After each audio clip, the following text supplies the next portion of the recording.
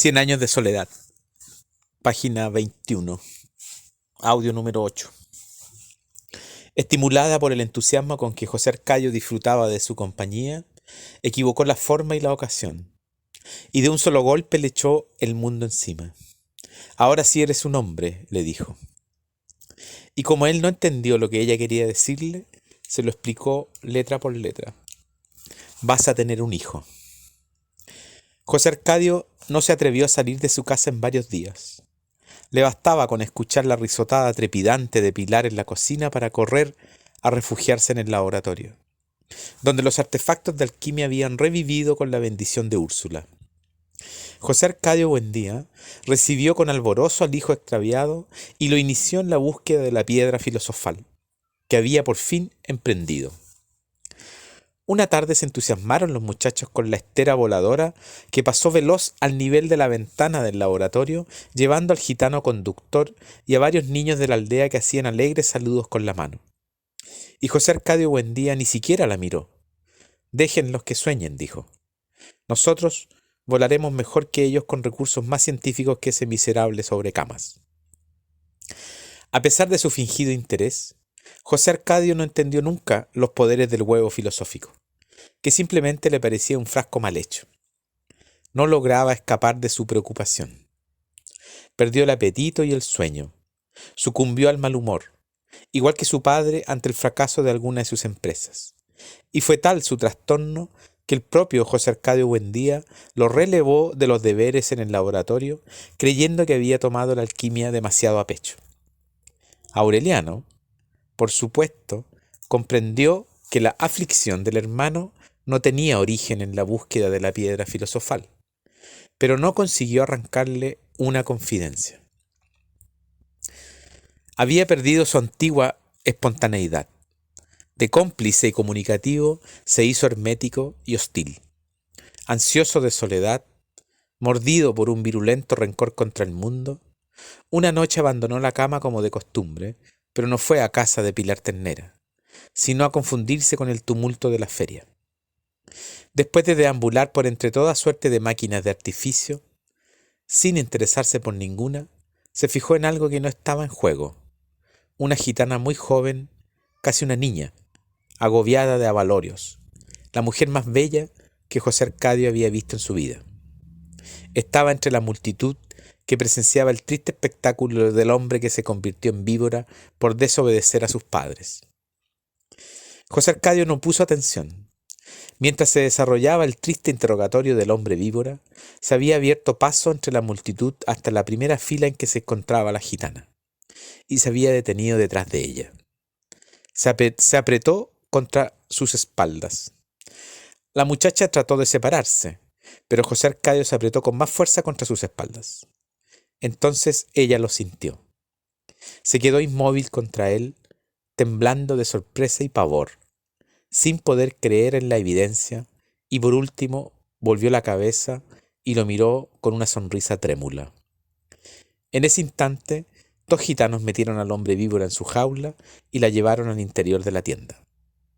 El gitano que dirigía el espectáculo anunció: «Y ahora, señoras y señores, vamos a mostrar la prueba terrible de la mujer que tendrá que ser decapitada todas las noches a esta hora durante 150 años, como castigo por haber visto lo que no debía». José Arcadio y la muchacha no presenciaron la decapitación. Fueron a la carpa de ella, donde se besaron con una ansiedad desesperada mientras se iban quitando la ropa.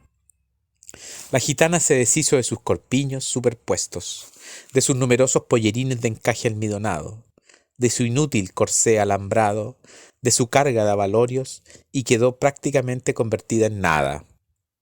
Era una ranita lánguida, de senos incipientes y piernas tan delgadas que no le ganaban en diámetro a los brazos de José Arcadio, pero tenía una decisión y un calor que compensaban su fragilidad.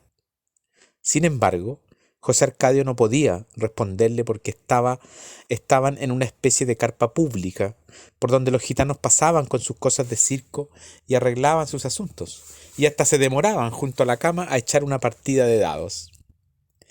La lámpara colgada en la vara central iluminaba todo el ámbito. En una pausa de las caricias, José Arcadio se estiró desnudo en la cama, sin saber qué hacer, mientras la muchacha trataba de alentarlo. Una gitana de carnes espléndidas entró poco después acompañada de un hombre que no hacía parte de la farándula, pero que tampoco era de la aldea, y ambos empezaron a desvestirse frente a la cama. Sin proponérselo, la mujer miró a José Arcadio y examinó, con una especie de fervor patético, su magnífico animal en reposo. «Muchacho», exclamó, «que Dios te la conserve». La compañera de José Arcadio les pidió que los dejaran tranquilos y la pareja se acostó en el suelo, muy cerca de la cama. La pasión de los otros despertó la fiebre de José Arcadio. Al primer contacto, los huesos de la muchacha parecieron desarticularse con un crujido desordenado como el de un fichero de dominó, y su piel se deshizo en un sudor pálido, y sus ojos se llenaron de lágrimas, y todo su cuerpo exhaló un lamento lúgubre y un vago olor de lodo. Pero soportó el impacto con una firmeza de carácter y una valentía admirables. José Arcadio se sintió entonces levantado en vilo hacia un estado de inspiración seráfica, donde su corazón se desbarató en un manantial de obscenidades tiernas que le entraban a la muchacha por los oídos y le salían por la boca traducidas a su idioma. Era jueves. La noche del sábado, José Arcadio se amarró un trapo rojo en la cabeza y se fue con los gitanos. Cuando Úrsula descubrió su ausencia, lo buscó por toda la aldea. En el desmantelado campamento de los gitanos no había más que un reguero de desperdicios entre las cenizas todavía humeantes de los fogones apagados.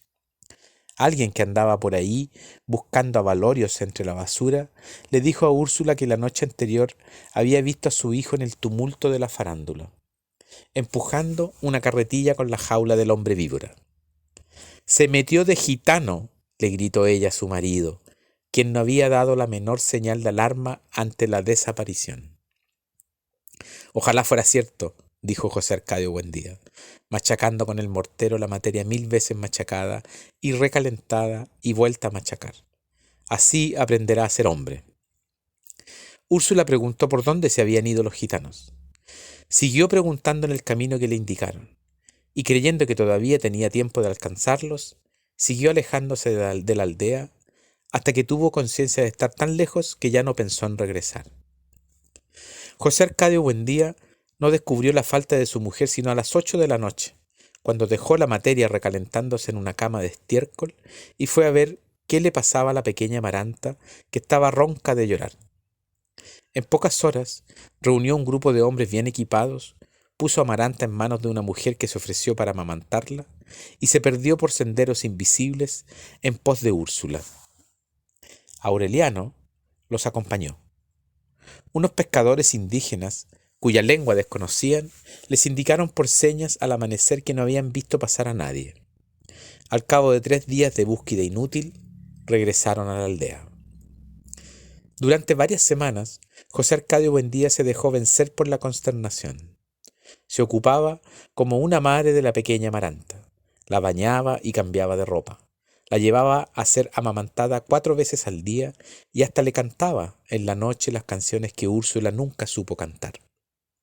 En cierta ocasión, Pilar Ternera se ofreció para hacer los oficios de la casa mientras regresaba Úrsula.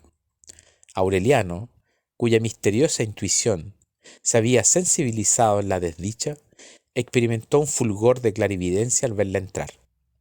Entonces supo que de algún modo inexplicable ella tenía la culpa de la fuga de su hermano y la consiguiente desaparición de su madre, y la acosó de tal modo, con una callada e implacable hostilidad, que la mujer no volvió a la casa. El tiempo puso las cosas en su puesto.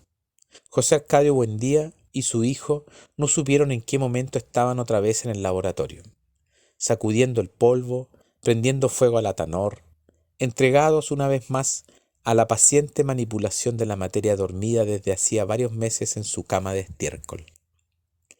Hasta Amaranta, acostada en una canastilla de mimbre, observaba con curiosidad la absorbente labor de su padre y su hermano en el cuartito enrarecido por los vapores del mercurio. En cierta ocasión, meses después de la partida de Úrsula, empezaron a suceder cosas extrañas.